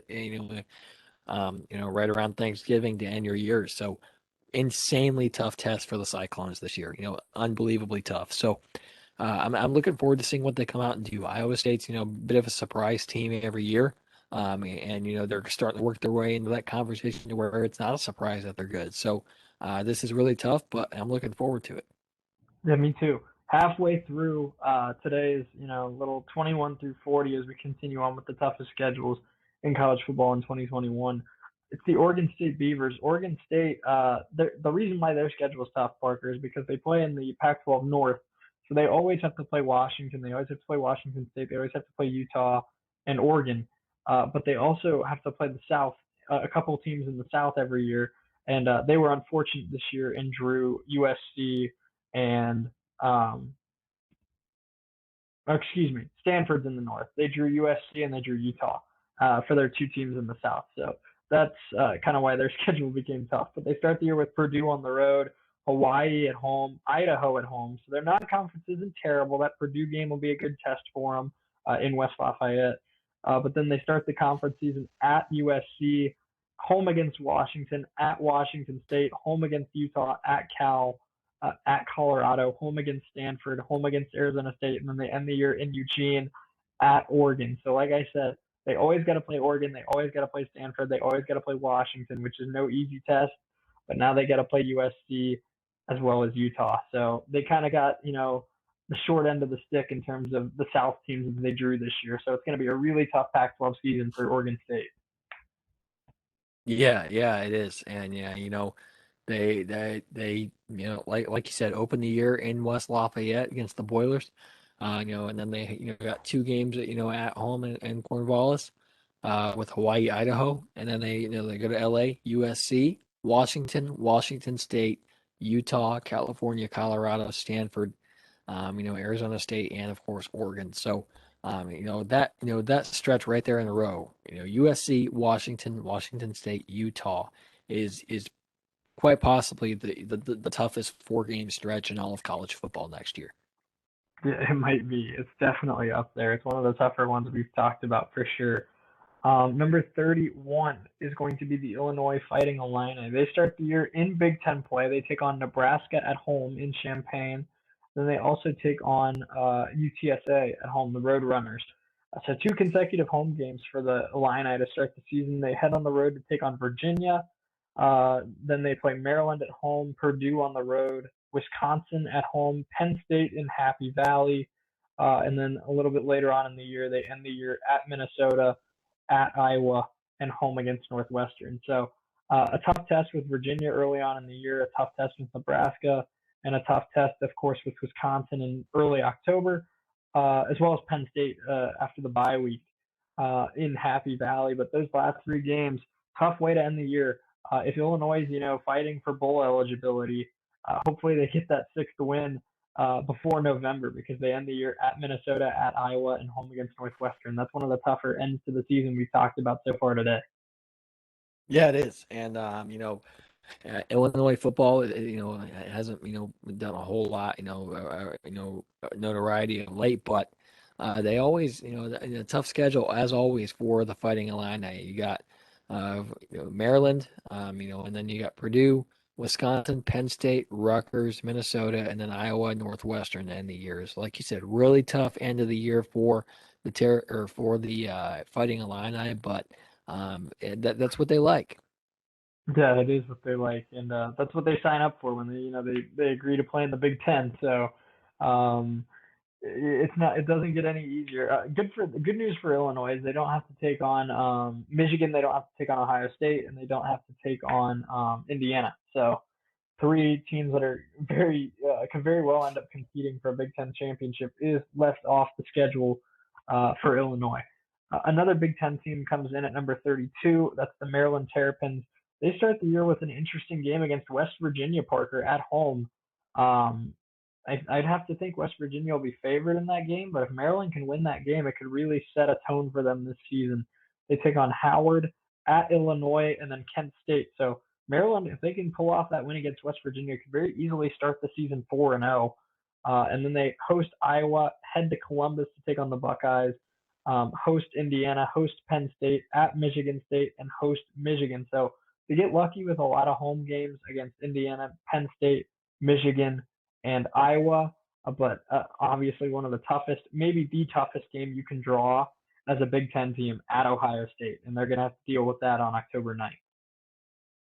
Yeah, yeah, they will, and this is a tough. The start to the year ain't so bad. They host West Virginia, Howard, Illinois, Kent State, but then this stretch, can't possibly get any tougher for them to end the year. After the first, let's see,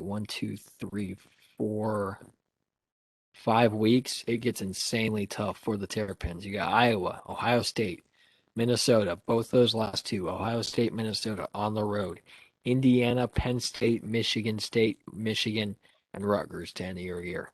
This is, Well, insanely tough. at least they get Rutgers to end the year.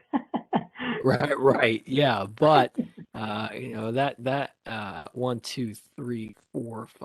7 game stretch of Big Ten play is really tough for the Terrapins. It is for sure. Maryland took a nice step forward last year. Obviously, one of the more talented running backs in college football over the last couple of years, Anthony McFarland. So we'll see if they can take another step forward this season. But Maryland finally starting to kind of, discover their own in the Big Ten. Um, TCU is the next team we're going to talk about here at number 33. TCU's got a really fun schedule, Parker. They start off the year with Duquesne, who I didn't even know had a freaking football team. But then they take on Cal at home, SMU at home, Texas at home. They head to Lubbock to take on the Red Raiders, Oklahoma in Norman, West Virginia in Fort Worth, and then K State on the road, Baylor at home, Oklahoma State on the road, and they end the year at Iowa State. That's a fun schedule. There's no breaks. After that tune-up game against Duquesne, I give a lot of credit to TCU for scheduling Cal and SMU in the non-con, and then you get Texas, Texas Tech, Oklahoma, West Virginia, K-State, Baylor, Oklahoma State, Kansas, and Iowa State on the road. That's 11 consecutive weeks of really tough games.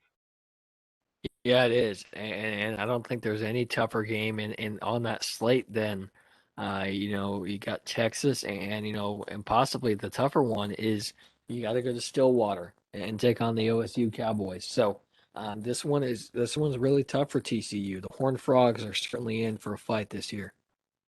And don't sleep on Duquesne. I didn't know they existed, but heck, I mean, Duquesne might come with Duquesne might come with a vengeance for the TCU They Horned Frogs. possibly might, yeah. Yeah, and a little fact for those of you that don't know me as well as some people do, up until about my junior year of high school, I wanted to go to TCU down in Fort Worth. So I like watching a little bit of Horned Frogs football every now and then because it's kind of like a fun trip back to the past on what could have been. But I have absolutely zero regrets about going to Wright State. So let's move on to number 34, which is Ole Miss. Ole Miss takes on Louisville to start the season at home on September 6th. They take on Austin P, but then they have a matchup with Tulane um, in their last game of the non-con. We talked about Tulane. They have the 20th toughest schedule in college football, a tough team out of the American. So that'll be a tough test for Ole Miss heading into conference play. And then it gets fun for Ole Miss in conference play because obviously it's the SEC. They start the year heading to Tuscaloosa, taking on the Tide on October 2nd. They have Arkansas at home, Tennessee in Knoxville, LSU at home, Auburn on the road, and then A&M at home and Mississippi State on the road in Starkville to end the year. So tough non-conference with Tulane and Louisville. They start the conference schedule at Alabama. There's no tougher game than at Alabama.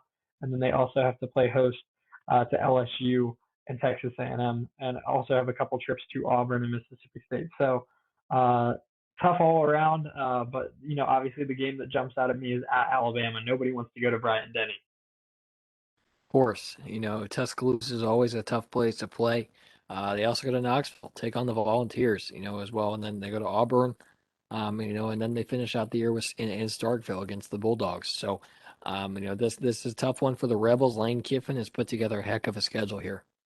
He sure has. 35 is the Rutgers Scarlet Knights. We go back to the Big Ten. Obviously, a lot of Power Five teams that we've talked about here in this top 40 because the Power Five has such a tough conference slate, and we're just going to miss out on talking about the Ohio State Buckeyes today. They come in at 47, but we'll talk about them more when we get into the Big Ten. But it seems like every team in the Power Five, except for a few exceptions, such as um, just a couple that come to mind: Vanderbilt, Duke, Clemson, as well as Missouri and Tennessee. A wide majority of these Power Five schools are in the top 50 because you even if you schedule three cupcakes in a row to start the season, your conference schedule is just absolutely brutal if you play in a Power Five.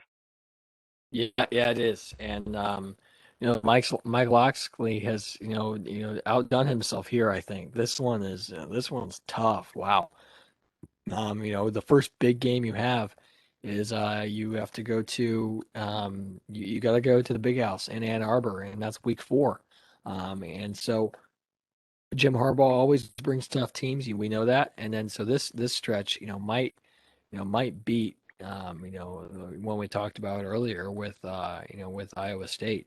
This 4-game stretch here, Michigan, Ohio State, Michigan State, Northwestern is going to be really, really tough for the Scarlet Knights.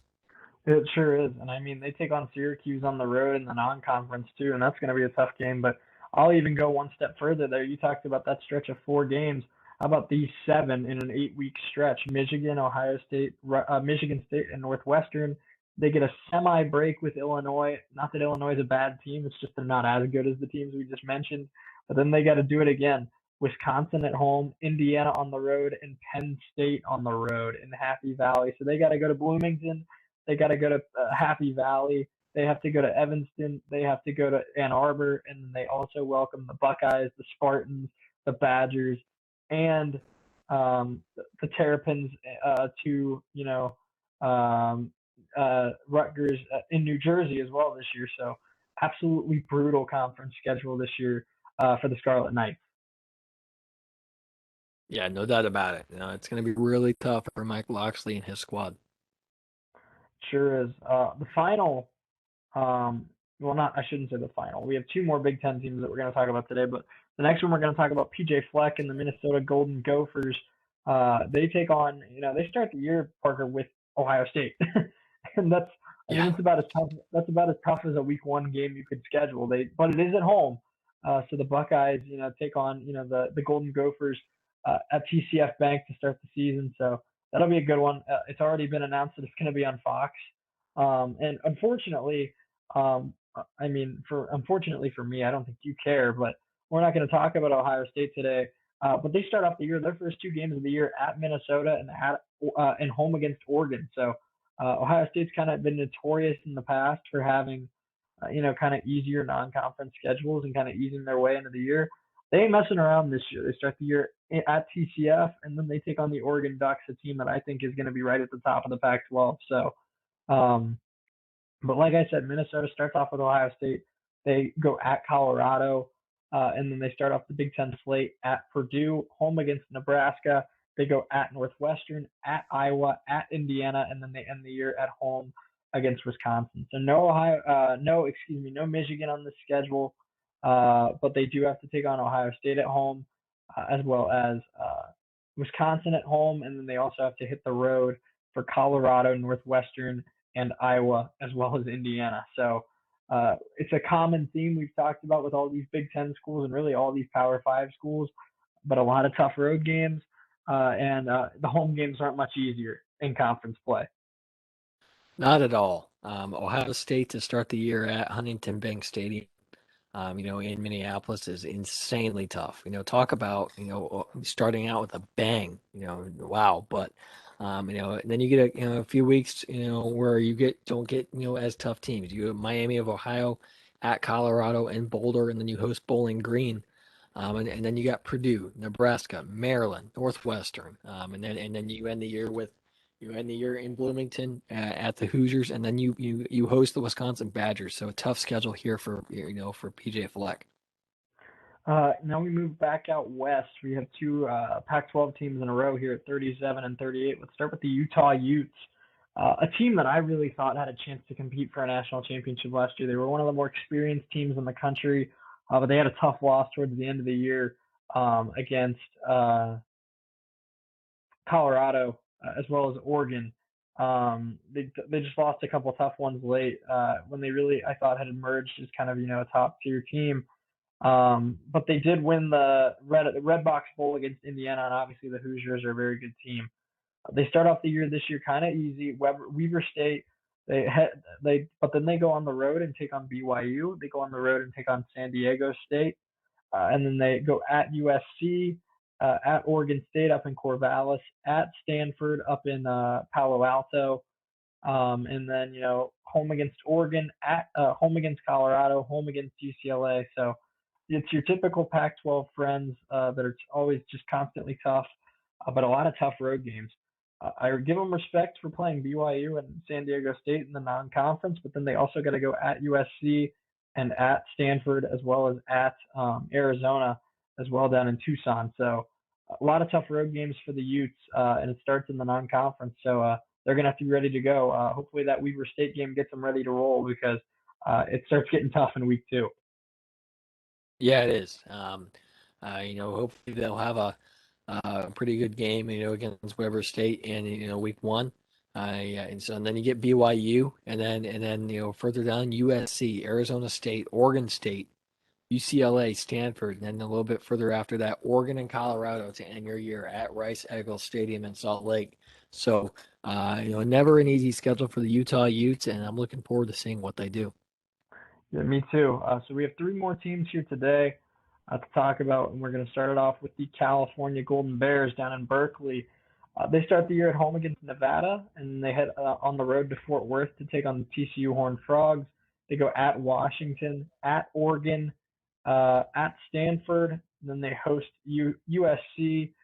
They host Oregon State, they host Colorado, and they host Washington State. But a lot of tough road games for Cal as well, just like Utah.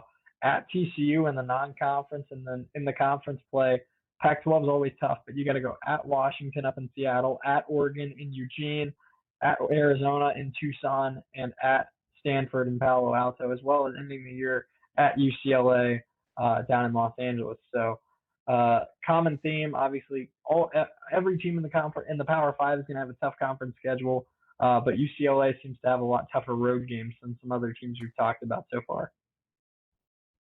Or excuse me, Yeah, Cal. yeah, right, no doubt about it. TCU this is their first big game of the year after hosting Nevada, week 1.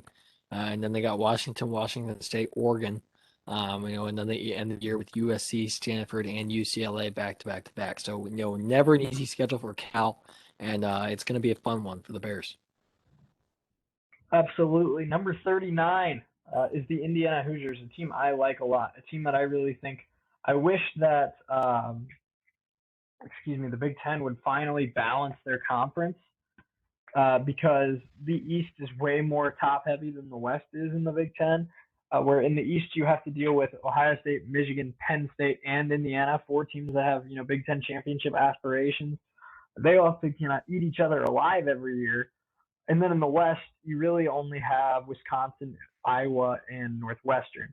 And so I would love it if the Big Ten would move Indiana or Michigan over to the West just to kind of balance it out a little bit more. But Indiana, I think, is a team that could very easily be second in the East to Ohio State, and who knows, maybe even find a way to upset. They don't upset the Buckeyes and be in the Big Ten championship game. I think this team's really well coached. They have a great defense, force a lot of turnovers, and they play smart football. They start the year on the road against Iowa, and then they take on Cincinnati at home. The Bearcats, like I mentioned earlier, with who was on the schedule for the Notre Dame. The Bearcats are one of my favorite teams that aren't in a Power Five. I think they're really, really good and out of the American. I'm a big Cincinnati Bearcats, fan in terms of liking the way that they play.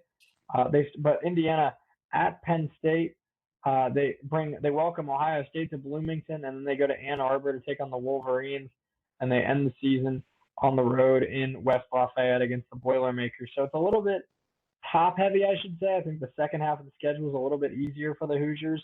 But anytime you have to go at Michigan, at Penn State, home against Ohio State, and also having a tough game against Cincinnati in the non-conference, I mean, the Hoosiers are gonna. I think they're a contender, but they're definitely gonna have to prove it because there's a lot of tough games there. Yeah, yeah, they will. I'm a big IU football fan. Tom Allen he's done a fantastic job in Bloomington since he took over there. But this stretch in the year is man, is this tough. You open up the year against Iowa, and then you have the Idaho, Cincinnati, with WKU. Then you gotta go to Happy Valley, take on Penn State, and then you host two tough games back to back, the Spartans and the Ohio State. So, and then the end of the year you got Michigan in Ann Arbor, and then you got to travel to West Lafayette, like you said, take on the Boilermakers. So Tom Allen's put together a really tough test for his team. He's wanting to prove he's got something to prove, and he's hoping he can do it this year. Yeah, no doubt about it. And the final team we're going to talk about today, number 40, the South Florida Bulls.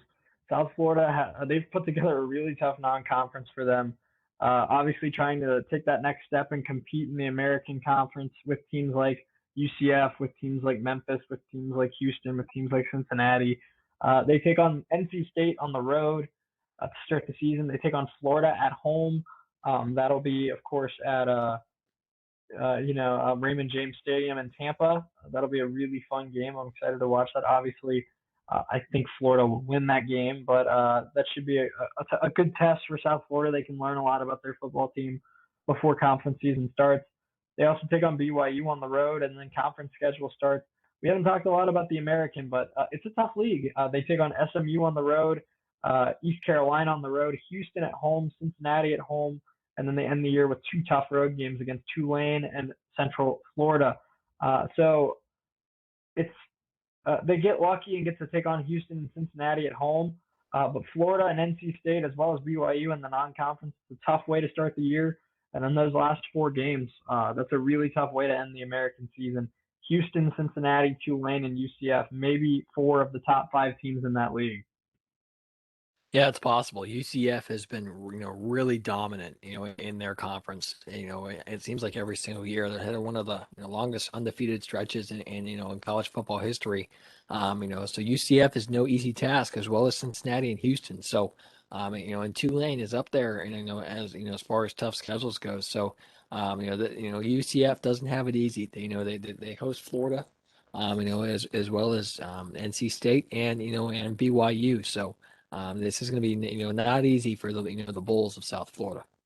No doubt about it. So, like we said, it's been really fun having college football back to talk about. I am, restraining myself to hold off on talking about conferences and the previews for conferences and stuff like that, players to look out for, and who I think is going to win which conference and all that stuff, because we only have 11 conferences to go over, and we still have um, almost 6 full weeks until the summer's over. So we got to make sure that we space this out correctly. But I think it'll be a lot of fun. Like I said, just kind of a rough guess. I'm not positive on this yet, but I'd love to do kind of a general college football topic on Mondays, a mid-major conference on Wednesdays, and then a Power Five conference on Fridays. So just an example of that would be like, who are some of the best draft eligible wide receivers on Monday. We talk about some of those guys. Wednesday, we go over maybe the American Conference, and then Friday, we talk about the Big 12. I think that's a really cool way to kind of do it. Like Parker said, we don't bombard you with college football talk every day, but when we talk about it, it's going to be a lot of fun. Yeah, it is. And, Part of me has been waiting to talk college football all summer long. So I'm really excited that we're finally getting to do it. Yeah, absolutely. No doubt about it. So if you're just not joining us, we appreciate you hanging out with us. Follow us on social media at WWSU1069, on Facebook, Instagram, and Twitter, at Parker Testa, at ESPN Shea Neal. That's the personal handles if you want to keep up with the show. And just some other stuff that we tweet about all the time. But what a night. Mississippi State college baseball champions. Will Bednar pitches one of the best games of his career. The Phoenix Suns are on their way to the NBA Finals. Joey Votto gets his 1,000th career RBI. A night of a lot of milestones, a night of a lot of really cool storylines, Parker. This was a good day to have a show. Yeah, it was. The Suns advanced to the finals for the first time in almost 30 years. Mississippi State brings home their first national championship in any sport. What a day it was, across the, entire sports landscape. No doubt about it. And like I said, Joey Votto, the fifth Reds player ever. The Reds are the oldest professional franchise in baseball history. Uh, Joey Votto, just the fifth person on that list, to get to 1,000 RBIs. And I mean, at this point, you think about the Mount Rushmore of Cincinnati Reds players of all time, and it's hard not to envision Joey Votto on that list. I mean, you have Johnny Bench, you have Joe Morgan, you have Pete Rose, Ken Griffey Jr., as well as George Foster, Tony Perez, Frank Robinson.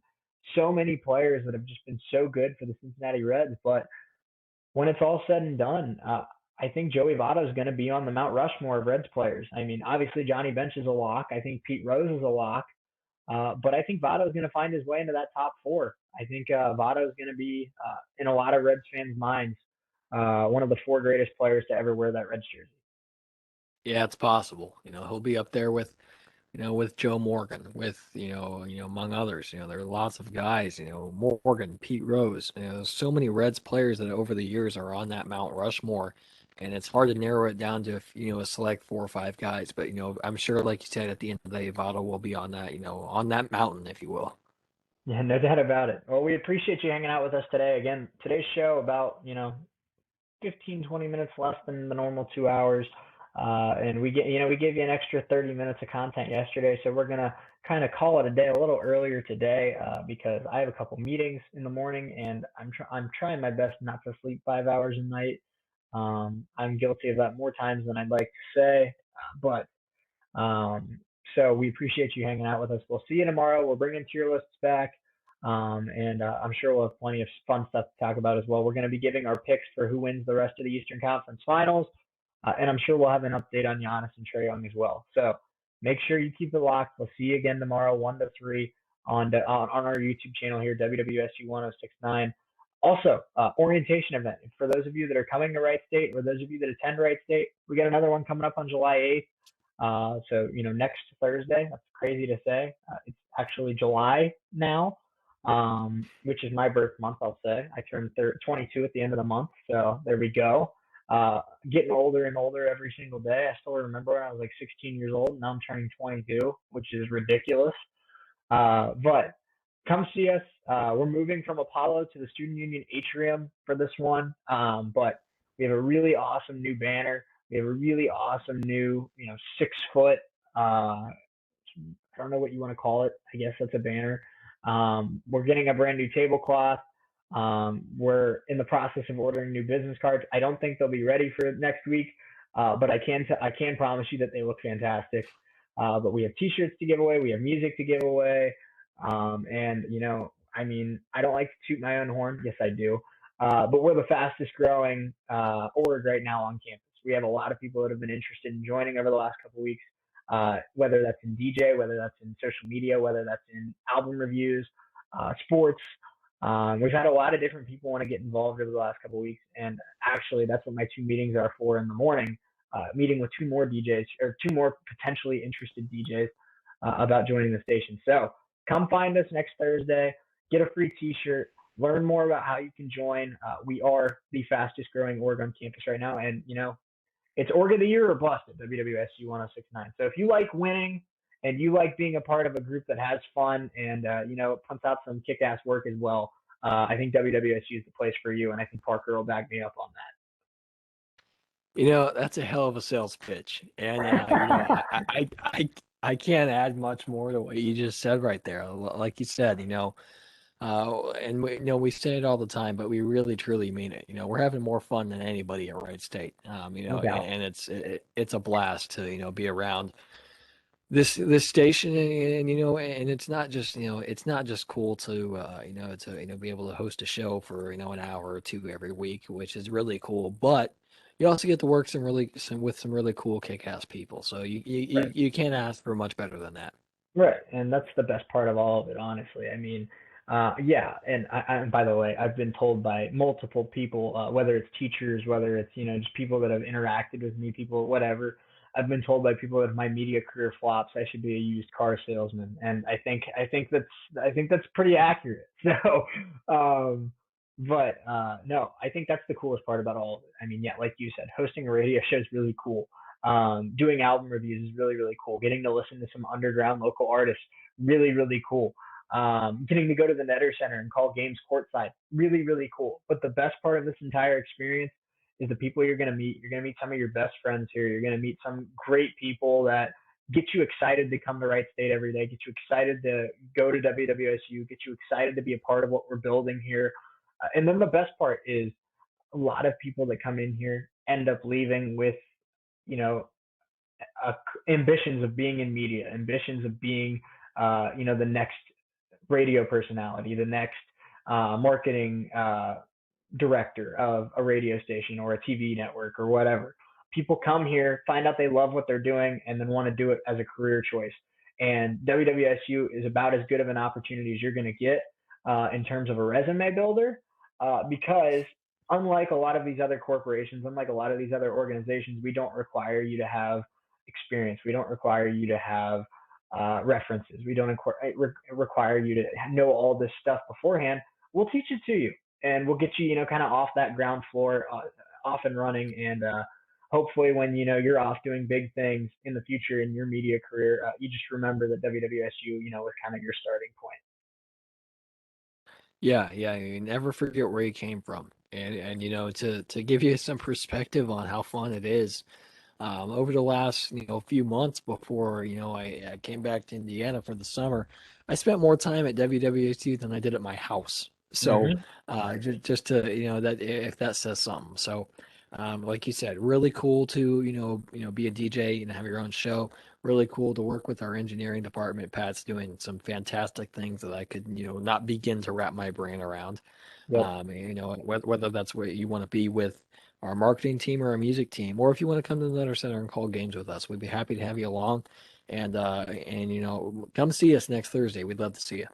Absolutely, and I'm sure we'll promote that more next week as well. But yeah, come hang out with us.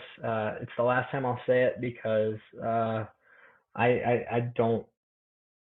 It's a tough line to walk because I do love bragging about what the cool things that our staff's accomplishing here and that our org is accomplishing. I think that it's really fun to talk about all the cool things that we're doing, but at the same time, I kind of try my best to um, be cautious with what I say because I think all the other core nines and a lot of other orgs on campus are also doing really outstanding work, and I don't want it to sound like that, it's WWSU against the world, and we just try to beat everybody because I mean it's friendly competition, but at the end of the day, we respect what every other org is doing as well. But I do believe right now, just what I've heard, what I've seen, what I've experienced, we are the fastest growing org on campus right now. We were an org that for the last couple of years really didn't have a sense of direction, and we were kind of stuck in purgatory. And we now have a lot of talented members in our org that are finally getting us, back to where I think we can be. Our social media analytics are up, our sports broadcast analytics are up, our engineering, our software is better than it's ever been. We're making more money off of events. We're making more money off of commercials and advertising. We're getting more merch. Everything's trending up at WWSU, including people joining the station. And we'd love for you to be the next member of WWSU.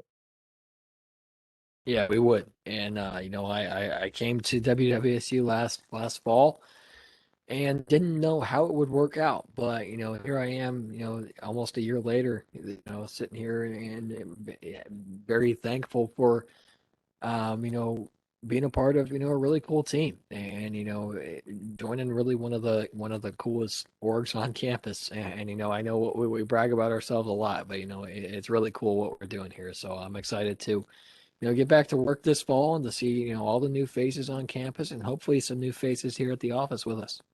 Absolutely. And my personal belief, my personal, uh, I guess, approach that I take is if you're not bragging about what you and your team is accomplishing, if you're not ecstatic and constantly telling people what you're doing, what you're working on, and why it's a big deal, why you're excited about it, what are you doing? And I think that I think of it less as us bragging about, being a top tier org and more us being proud of what we're doing and being excited about what we're building. And that's all I could ask for. And that's something that I think this campus has really been waiting for out of us for a long time. And the fact that it's finally here, the fact that I see the campus community excited about what we're doing, the fact that I see faculty and staff members liking our posts on social media and getting involved and seeing us at orientation events. We had President Edwards come to our table at one of the orientation events and just say, that she's excited about what we're building. I mean, that means a lot to us. So the fact that the campus is starting to get excited about what we're doing and what we're building and just all the work that we've put in so far to see it kind of reflect positively, I mean, that's all we can ask for. So we're very excited about what we're doing. Sometimes it probably does come across as us, thinking that we're better than a lot of people, but it's really just at the end of the day, it's really just being excited about the direction that we're headed because we haven't been in this good of a spot. I feel like in a very long time. Yeah, and the support from, everyone around has been unbelievable. It's gotten to the point where I've had former, teachers, former teachers, former coaches reach out to me and say, "Hey, I watch your daily show every week or every day, and it's really cool what you're doing." Or I've listened to some of your broadcasts, and to hear that, the support and the phantom, if you will, from some people that you haven't heard from in a long time. It's really cool. So Mm-hmm. we'd love for you to get involved.